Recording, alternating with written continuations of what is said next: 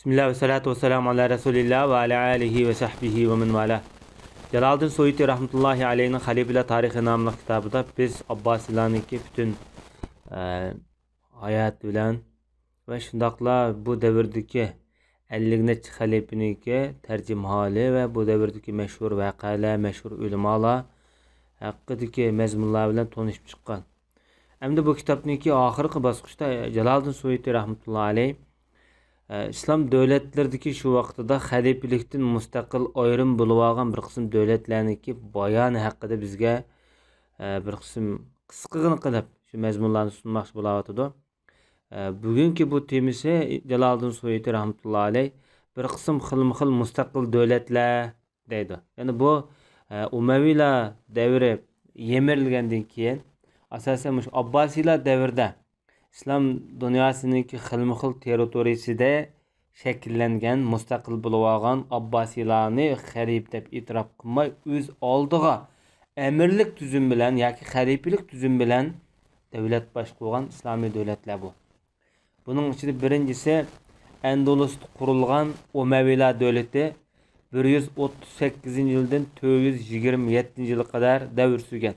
Bu yerdagi 427-yili degan son faqat mushu Umaviylar jamiyatidan amir, xalifa bo'lgan kishilarni ko'zda tutib deyilgan. Ammo 427-yildan keyingi 400 necha yil, ya'ni 800-yilga qadar bo'lgan oralıqda, chunki bu 427-yil Umaviylar vayron bo'lgandan keyingi asosan bunda beglik, adım paçam-parat, uşaq begliklardan tarkib topgan bu davlatlar. Umaviylar jamiyati asosan bu siyosiy sahnadan yo'qolib tushgan. Mushu vaqtni asos qilmoqchi. Bularning birinchisi hamda Abdurrahman ibn Muaviya. Abdurrahman ibn Muaviya Umaviylarni Abbasiylar qirg'in qilgan vaqtida bu qirg'indan qutulib, yo'shirinib qochgan odam bu.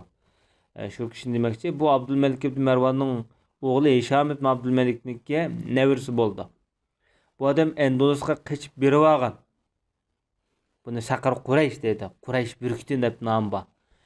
Andalusga qochib berib olgandan keyin xalifa deb bayat qilingan debdi Jaloliddin Suyuti. Xalifa deb emas, amir deb bayat qilingan. Bu 138-yil bo'lgan voqea. Bu o'zi nihoyat adolatparvar, ilmlik odam bo'lib, 170-yili Rabiul Oxir oyida o'lib ketgan.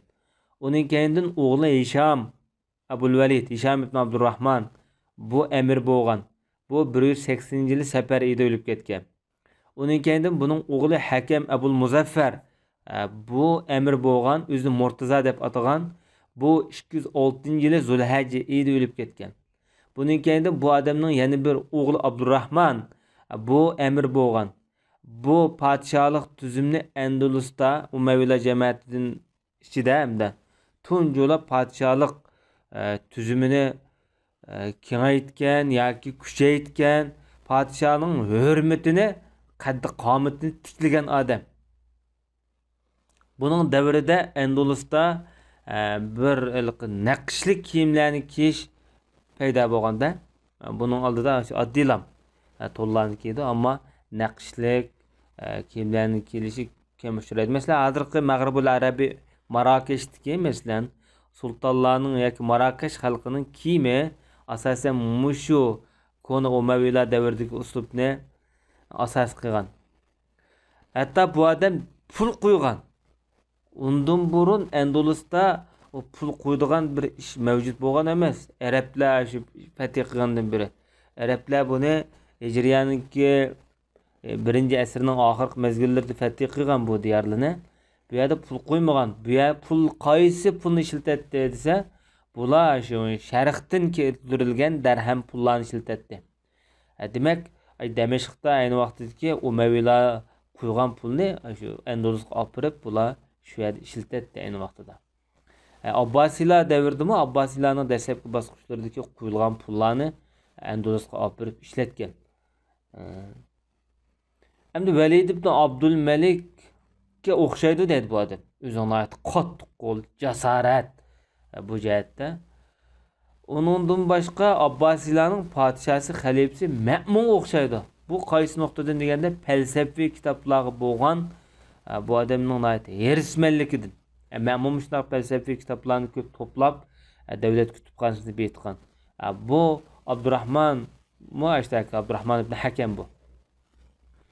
Onun üstüge bu Endolusqa tunji qatim falsafa ilmini kirgizgan adam. Bu 239-yil o'lib ketgan.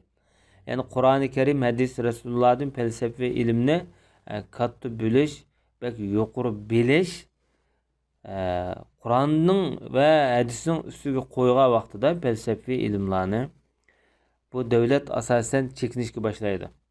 Falsafa o'qimanglar emas, o'qiymiz, ammo har ish o'z yo'lida.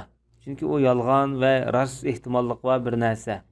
Ama Kur'an-ı Kerim, hadis Resulullah ilahdan düşürülgen, rastlıkı muayyen, bektilgen narsa.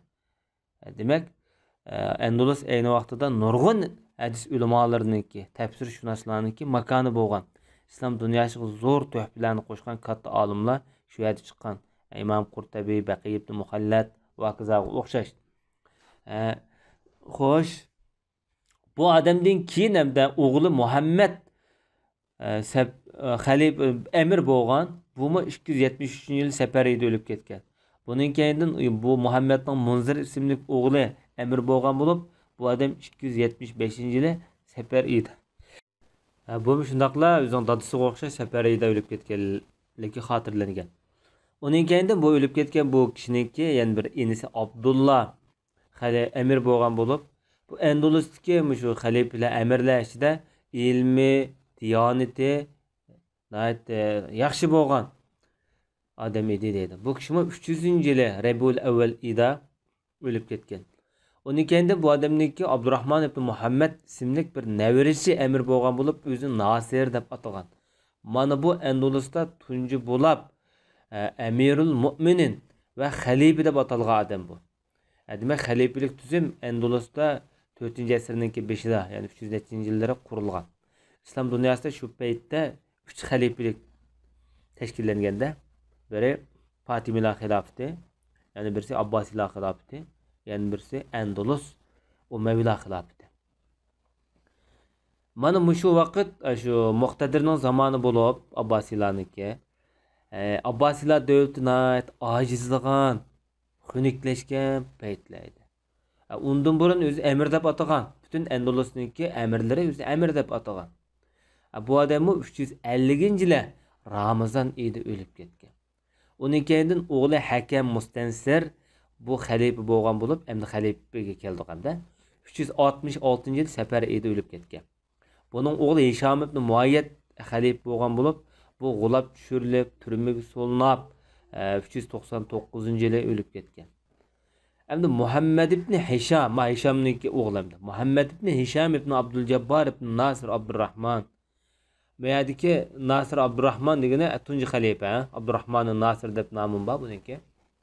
Bu o'zi Mahdi deb ataganda, bu 16 oydak xalifa bo'lgan.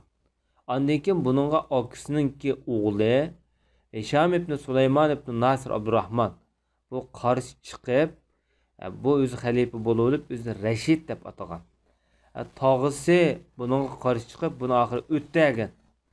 Oxiri lekin xalq tog'isini g'ulab tushirib birdek ittifoq kelib, shundan bu odam yo'shirinib qochib, oxiri yana o'ldirilgan. Keyin Endolus xalqi Hishamning akasining o'g'li, ya'ni o'ldirilgan Sulaymon, o'ldirilgan Hishami, o'ldirilgan Hishamning akasining bolasi Sulaymon ibn Hakam Mustansirga bayat qilgan. Buni Mustayn deb atab, lekin yana bular buningga qarshi chiqib 406-yil asir olgan. Demak, Umayyilar jamiyatininki hokimiyat sistemasini chataq chiqyapti, ojizlayapti. Demak, bu davlat odamning yeshiga o'xshaydi. Balliq vaqt bo'ladi, yoshlik qiron vaqtlar bo'ladi, qirg'an vaqtlar bo'ladi. Demak, Endolusdagi bu davlat qiryapti hamda. Onun keyin Abdurrahman ibn Abdulmalik ibn Nasir bu xalifa bo'lgan. Bu tunji xalifa Nasirning hamda o'g'li, nevirsi bo'ldi. Bu o'zi Murtaza deb o'tgan bo'lsa-mu, yil oxirida bu o'ldirilgan. Keyin Umayyilar davlati paydin-pay ojizlab Endolusda Ali jamiyatining Hasan tarmoqidan bo'lgan bir turkum kishilarning davlat qurishi bilan yangi Alaviy davlati bu yerda barpo bo'lgan deyilgan. Chunki bu payg'ambar sallallohu alayhi vasallamniki bevosita oila tavobatlardan Ali ibn Abu Talibniki avlodlari asosan islom dunyosiga chechilib ketgan. Bir qismi g'arbda, mush Andaluslarda yashagan, bir qismi sharqda, Samarqand, Buxoro, Xorason, hatto Qashqargacha yashagan.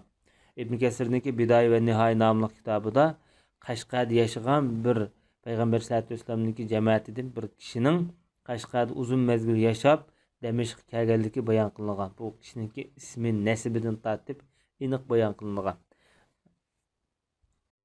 Bu Andalusdagi hamda Hasani Alaviy davlati Hijriyat 407-yildan 413-yilgacha davr sürgan. Asosan tarixda hamda payg'ambar sallallohu alayhi vasallamniki navri çevrileri tarafidan qurilgan davlat ko'p uzoq davr suramagan bo'lar.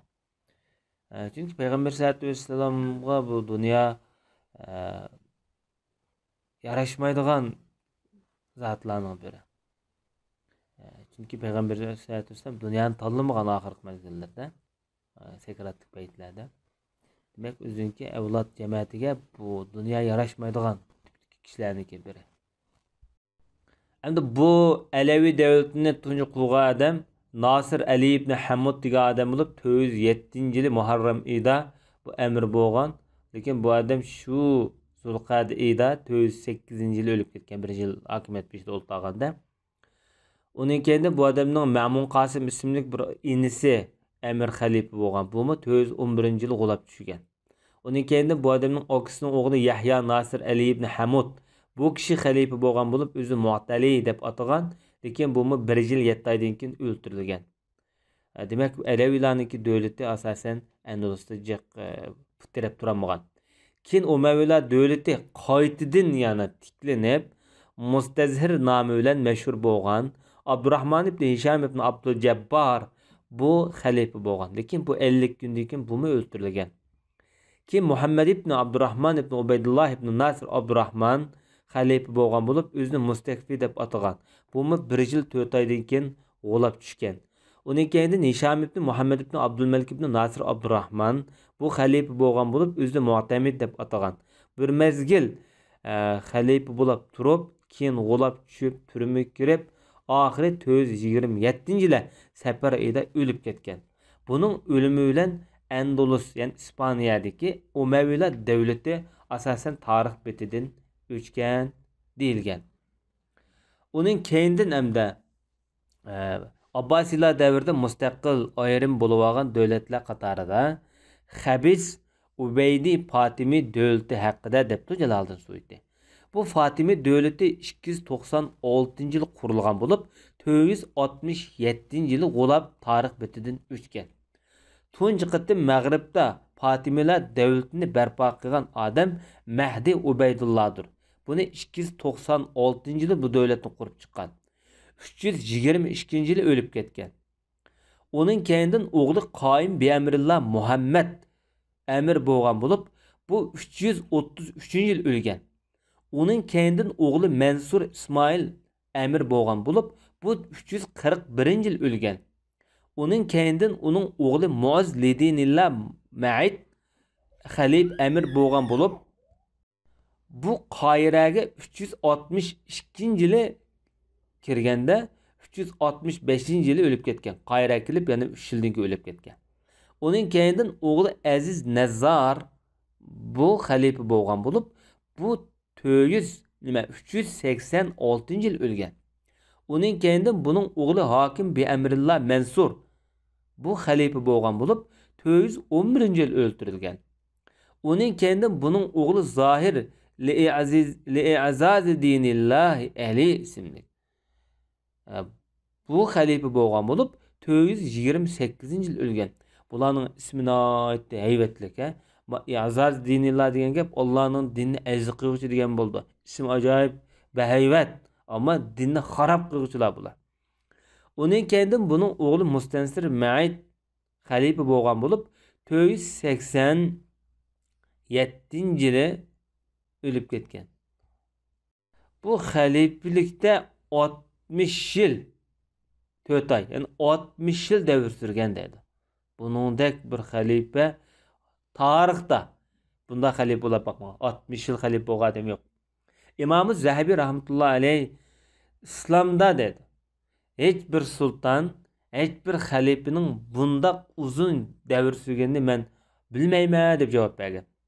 Onun keyin oğlu Musta'li Ahmet halife bo'lgan bo'lib, bu 495-yili o'lib ketgan.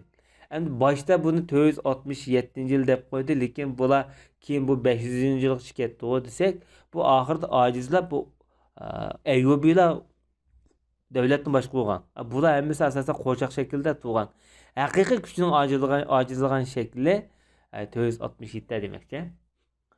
Bunun keyin onun oğlu El-Amir bi ahkamillah Mansur halife bo'lgan bo'lib, bu 524-yili o'ltirilgan. Onun keyin tog'isining o'g'li Hafiz Lidinillah Abdülmecid ibn Muhammed el-Mustansir bu halife bo'lgan bo'lib, 544-yili o'lgan. Onun keyin o'g'li Zafir billah İsmail halife bo'lgan bo'lib, 549-yil o'ltirilgan. Onun oğlu Faiz bin Esrillah İsa halife bo'lgan bo'lib, bu 555-yili o'lgan. Azid Lidinillah halife bo'lgan bo'lib, ismi Abdullah ibn Yusuf ibn Hafiz Lidinillah bu 567-yili g'olab tushib o'lgan.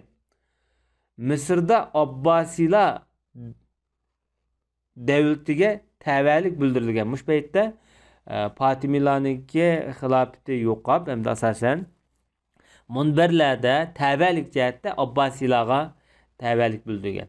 Shuning bilan Ubaydillar davlati yo'qolgan. İmam Zahabi rahmetullah alayh shundoq deydi. Bular 14 xalifacha deydi. Amaliyat haqiqiy xalifa emas degan. Bir nokta meyada bir kitapta xatolik bada qildi. Bu qaysi desanglar? Kitapning boshda 467-yili deb yozilgan Hijriya. Ama kitabning ma'lumot ichida 567-yili deb yozilgan. Demak, o'shada bir oz 100 yillik son kam yozib qolgandek turdi.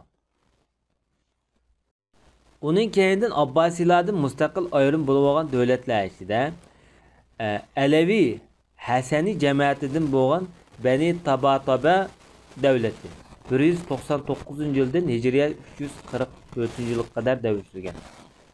Ularning ichida Kufada Abu Abdullah Muhammad ibn İbrahim Tabataba emir bo'lgan bo'lib 199-yili Jumadil Ula ida bu davlatni qurib chiqqan. Bu davrda Yemende Hadi Yahya ibn Husayn ibn Qasim Tabataba bu bir emirlik qurib olgan bo'lib, o'zini Emirul Mu'minin deb atagan dedi. Bu 208-yilda o'lib ketgan.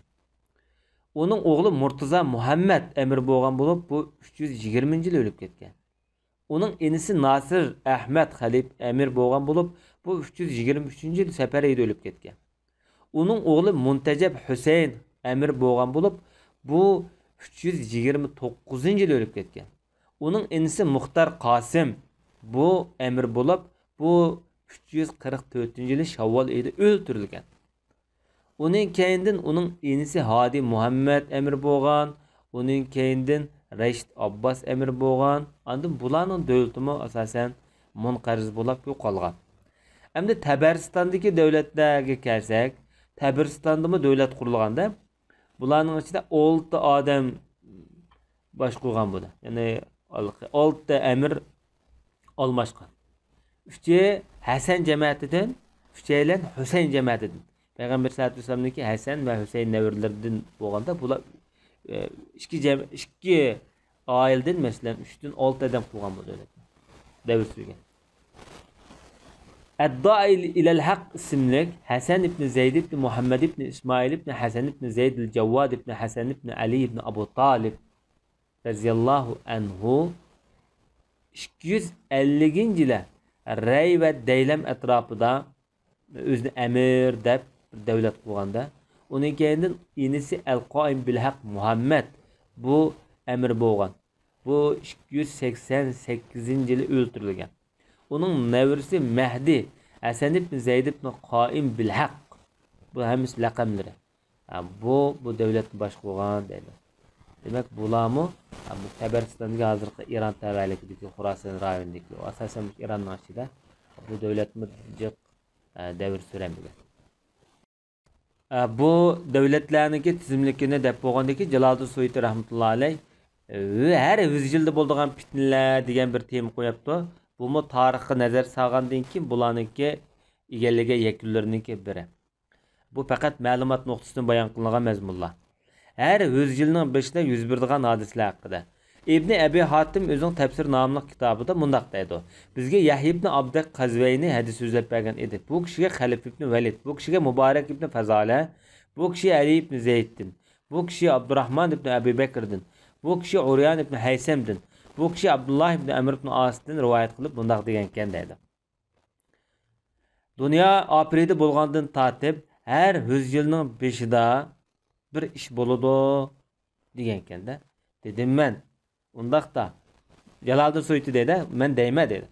Mana muşu milletning, muşu musulmon milletning, yani Peygamber sallallohu alayhi vasallamning ümmeti şeklideki musulmonlar demekdir. Bu musulmonlarning birinci yüzyılda bo'lgan vaqa Hajjaj fitnesi. Mana bu Hajjaj Umayyalarniki şu birinci asrning oxirgi yaqin mezgillarda nurg'un islom dunyosida ig'vogarchilik tirgan. Nurg'un ulamolarni o'ldirgan, nurg'un qalaymaqonchilikli bo'lganda o'zining tuhfalarini ayt zo'r aytaydi. Shunda bo'lsinmi bu odamniki ulamolarni talafat uchratgan. Shu taraflarni demoqchi. Hajjaj kim o? Bilamsan deydi Jaloliddin Suyuti. Xo'sh, 2-yüzyılda bo'lgan vaqa Ma'mun fitnesi. Onun aksi bilan bo'lgan urushlari enisi bilan. Hatta Bag'dodningki nurg'un ajoyib güzel manzaralari yo'qolib ketdi. Bag'dod ahli ulab yo'qolib tugab ketdi. Hatta oxiri bu aksini ajoyib ig'ir yo'sinda o'ltirdi dedi. Ondan Ma'mun kishilarni Qur'on maxluq degan fitna bilan sinab imtihon elib buningdan jiq talafat uchratdi dedi. Bu ümmetdeki en ig'ir fitna mana mushu idi deydi Jaloliddin. Onun ustiga bid'atga tunji chaqarilgan fitna ma bid'atga chaqirilgan. Yani Qur'on maxluq deyishning o'zi bir bid'at. Mush bid'atga xalqni tashviq qilib, tashabbus qilib, kirmaganlarni o'ltirib, urib, tashviq qilyotdi. Shunday emas. Uningdan burun hech bir xalifa ma'lum bir bid'atga tashabbus qilib bakmagan, tashviq, da'vat qilib bakmagan. 3-yüzyılda bo'lgan voqealardan Qarmatilarning chiqishi. Qo'ya uning gaplarini ajoyib zo'r ish bu deydi. Qarmatilar. Bu shu Rafizlarningki bir turi. Kabini Hajrul Aswadni olib qochgan nima bu? Nurg'un hojilarni o'ltirgan Kabining atrofida. Ondan Muqtadirningki fitnasi deydi. O g'ulab tushirilib Ibnul Mu'taz bayat qilingan Muqtadar qaytlangan deydi. 2-nji kuni qozini va nurg'un ulamolarni bu o'ltirib tashlagan. Undan burun bu musulmonlar ichida hech bir qozi o'ltirilmagan. Demak, bir qozi, bir sunnatchi ulamoning o'ltirilishi bu ajoyib zo'r fitnalarniki biri shu davlatniki, shu millatniki. Ondan davlatniki birligi yo'qolgan bu yerda. Asosan nurg'un atrofdagi davlatlarni o'zing gap o'tadigan, ondan shu to'polonchilar bular egallab olgan. Bu hozir qadar davomlashyapti deydi Jaloliddin Suyuti. Bu Jaloliddin Suyutining davriga Hijriya 9-asrgacha davomlashgan mezgillar. Demak, islom dunyosi ayni vaqtida Abbosiylar davlati degan bilan atrofdagi mustaqil bo'lib olgan to'polonchi davlatlarmi oz emas bu davr. Bunun cümlesinden mesela Ubaydi Fatimilar devletinin başlanışı, bunların bozukçuluk, küfür, ulamalar, yaxşı adamların öldürüş meselesi tolumu köp bu cihette. Bunu demesek mi sizge bek malumat köp iş deydi o Jaloliddin Suyuti. Bilisi o demekti.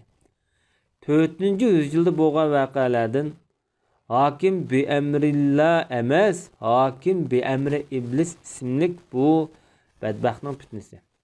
Onun qilgan ishlari nima degan zo'r. Bu sana ma'lum. 5-yüzyılda bo'lgan voqealiklardan g'arbliklar paranglar Baytul Maqdis Shamni ilib olgan. Bu 90 yil dek taxminan bu paranglar ilib olganda. Bunun içinde Fransiya qo'shinlari bor, Rum qo'shinlari bor bunun içinde. 6-yüzyılda bo'lgan voqealiklardan Yusuf Aleyhissalatu vesselam'ның zamanısında anlap bakmagan qimmatchilik. Mana bu Moğollarningki ishlar tez boshlanadigan vaqt yuz bergan voqealiklar. Dunyoda qimmatchilik boshlandi ekan. Bu dunyoda shu qimmatchilik bilan fasodchilik tang boshlanishga boshlaydi. Yani bu ig'ir bir talafotning signali. Hijriya yoki 7-yüzyılda bo'lgan voqea İslam dünyasida nurg'un dengiz kabi qonlarni oqtirgan Moğollar voqeasi fitnasi. 8-yüzyılda bo'lgan voqea Tömürlan voqeasi. Bu Moğollarning voqeasi bu Tömürlanga qaragan vaqtida hech gap emas deydi Jaloliddin Suyuti. Jaloliddin Suyuti Tömürlanni zindiq degan hatto. Chunki Tömürlan zot har qanday narsani yo'qib vayron qilib kelgan. Ahırda dua qilib Jaloliddin Suyuti shundoq deydi.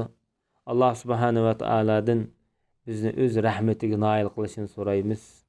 9-yüzyılning fitnasi yuz berishdan burun Alloh bizni o'z dargohiga olib ketishni so'raymiz. Payg'ambarining haqqi hurmati bilan amin debdi.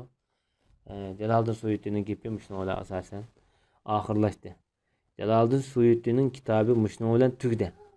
Endi biz Jaloliddin Suyuti'ninki bu kitabı İslam dünyasida ko'chirib taqtilgan paytlarda bir qism ko'chirmanlar bu kitobning oyog'iga o'zininki ba'zi bir qism fikr ideyallarini qo'shib qo'ygan. Biz endi shuni tugitamiz. Bu taxminan 10 bet atrofida. Endi bu kitobninki bir necha xil nusxasi bor-da, ko'chirilgan nusxalari. Buningga bu kitobni hozir shu taqiqlagan nashriyat organi her bir nusxaga birden isim qo'ygan. Mesela elit nusxasiniki oxirida mundaq mazmunlar bayon qilingan. 9-yüzyılning fitnasi debdi bu kitobda. Mana bu Şeyh Jaloliddin Suyuti rahmetullahi alayhining yozgan shu xat nusxasiniki eng oxiridagi gapmi shu. Lekin musannifning yana bir kitobda mundaq mazmunlarni uchratdim debdi bu kitobni yozuvchi. Faqir Jaramurt Nasir Hanafi muallifniki Jaloliddin Suyutining shogirdi ekan. Bu odam mundaq debdi. Shaksiz 9-yüzyılning fitnasi Selim Shah Osmonining fitnasidir dedi. Yani çünkü Yavuz Selim, Sultan Selim Mısır'ını bastırıp kirganda şunu demekçi. Bu Yavuz Selim özünün tuqqanlari bilan, qarindoshlar bilan urushgan, ularning bolalarni ig'ir o'ltirgan dedi. Cho'ng kichik ularning hech qaysini saq qo'ymagan. Ondan sharq taraf bilan urushib, bularni ig'ir talafotga uchratgan dedi. Sharq tarafda degani shu sharq tarafdagi to'planchilar demoqchi bo'lsa kerak va shundaqla yana İran tarafını desimi belki bu bo'lishi mumkin. Ondan o 50 dolarni o'ltirgan dedi. Onun davlatlarini olgan. 50 dolar deganmi shu Anadolu tarafdagi ayni vaqtda qurilgan kichik bir turk begliklarniki biri dedi. Ondan bu Misrning askarlari bilan va sultonlari bilan urush qilib Marjda bo'ldi. Misrning sultonini çoğun emir naiplarını öldürgen. Bu mu çoğun fitne dedi. Kim Mısır'ı bir Marjda bo'ldi asli Mısır'ның sırtıda. Avval şu yerda urush bo'lgan. Urushdan keyin andan bu Qayraga Mısırga bastırıp chigan dedi. Hech qanday fursat bermasdan Mısırga eng tiz şekilde bastırıp kelgan bu adam. Mısır ahliga, Mısır ailesiga boshqalar qilib boqmagan bir ishlarni qilgan. Bulang talang. Endi o'rtaq ish qo'y, ayni vaqtida podshoh bir shaharga bostirib kelsa, askarlarga ushlab qo'yib birdi bulang talanga. Askarlar qo'yib bermasa va askarlarni boshqa qilinmaydi, atrofida saqlab qo'yilmaydi. Bu umumiy amal shu paytlarda. Bu adam deydi bu. Nasir Hanefi deydi hem de. Men o'ylayman dedi. Eğer men Allah bilan qasam qilib shundoq desam, Tatar fitnesi, Tömürlang fitnesi, bu Selim Şah, Sultan Selim'nin qilgan ishiga nisbatan bek kichik desam, qasam qilib, bu qasimim haqiqiy, qasimda yongan bo'lmaydi, nima deydi? Qasimini buzgan bo'lmaymi deydi. Qasimim haqiqiy joyiga tekkan bo'ladi deydi. Çünkü Tatarlar, Tömürlanglar Mısır'a kiremegen, Şam'dalar mağlubiyet uçurgan, ular ta har haletde qaytib ketken. Tarixda biz anlap bakmadık deydi. Ya körep bakmadık. Mısır İslam diyarı boğandın tatip bundak musibet bu bakmagan. Xalıgan kişini aziz kılıdığan, xalıganı xar kılıdığan Allah ayıp noksandan paktır. Allah özünün mülkünü xalıganğa berdi. O Allah hakikaten yegani qahhardır deydi. Bu adamның bazı gaplar sal aşırı tutdu. Tömürlang vaqasiga nisbatan yoki Moğol vaqasiga nisbatan Selim Şah hech qanday cho'ng ish qilmadi. Unutilaveran qilmadi. Ammo Misrga bundaq bir xalifaninki bostirib kirgani tunji bir avval. U haqiqatan bu jihati to'g'ri. Ya'ni shaksiz deydi. Allah subhanahu ve taala bu şeyhninki duasını kabul kıldı dedi. Jaloliddin Suyuti. Allah bu fitni yüz berishdan burun öz dergahı ekitipdi. Dualarını icabet kıluvchi Allah'a hamd sanolar bo'lishdan birga ayıp nuqsondan pokdir. Xuddi men şeyh ustozimning duasini Allah icabet qilganga o'xshash, mening duoyimni icabet qilgan deb Allohdan tilayman dedi. Misr aholisi boshqa islom dunyosiga Allah yaxshilikni nisib qilg'ay. Meni va meni yaxshi ko'radigan, iymon bilan yaxshi ko'radigan kishilarimni Allah vafot qilg'ay dedi. Ya iymon ustida. Bizning qalbimizni iymonda mustahkam qilg'ay. Allah bizni o'zining do'st avliyolari guruhida yoki jamoat ichida qilg'ay. Allah bizni o'z xalqining eng yaxshisi bo'lgan Hazreti Muhammed sallallahu aleyhi ve sellem'in şafaati bilen bəhrman qilg'ay. Allah bizning sultanımızga başqa qarşı chiqqan to'planchilar ustidan g'alaba qilishga nusrat bergay.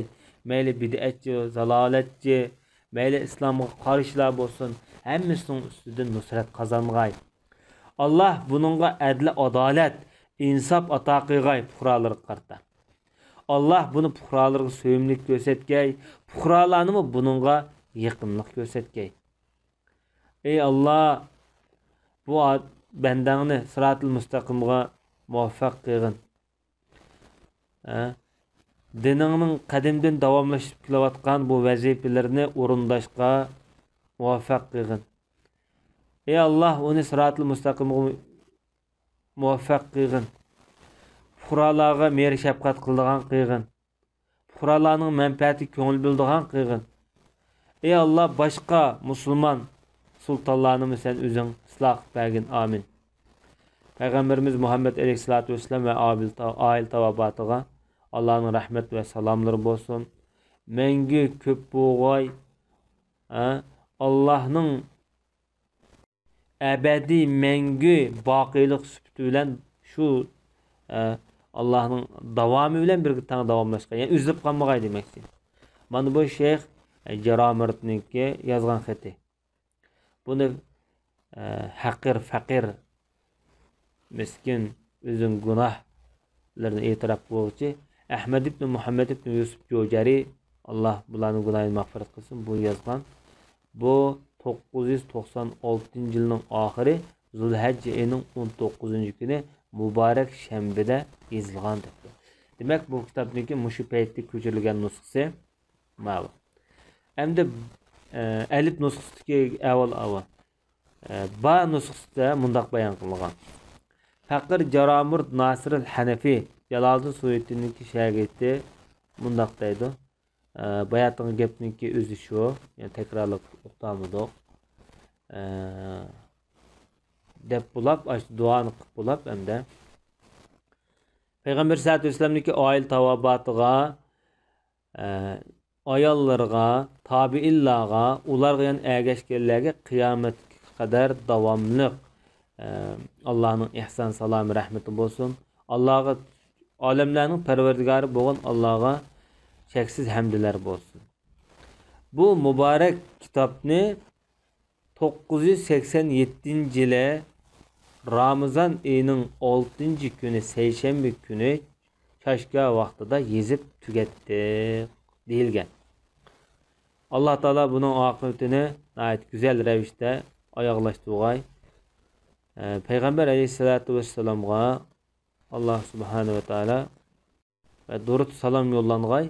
Allah Teala bizge ayeti vekil. Allah Teala bizge yeter depti. Bayna bu teyyibe Medine yazılgan demektir. Onundan başka bu kitapninki Jim nusxasida mundaq bayonlar berilgan. Bu mübarek kitapni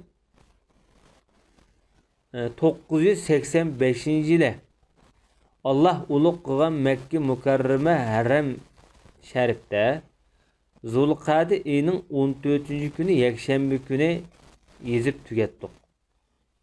Miskin, faqir banda Allah'ın affiga muhtoj bo'lgan Abdülkerim İbn Ali Semhudi El-Hasani yezib tugatdi. Allah bu kişinin ve ata-onasining günahlarını mağfiret qilgay ve dua qilgan kishilarning günahları mağfiret qilgay. O'qigan ve bu kitaplarni mutolaa qilgan musulmonlarning günahları mağfiret qilgay.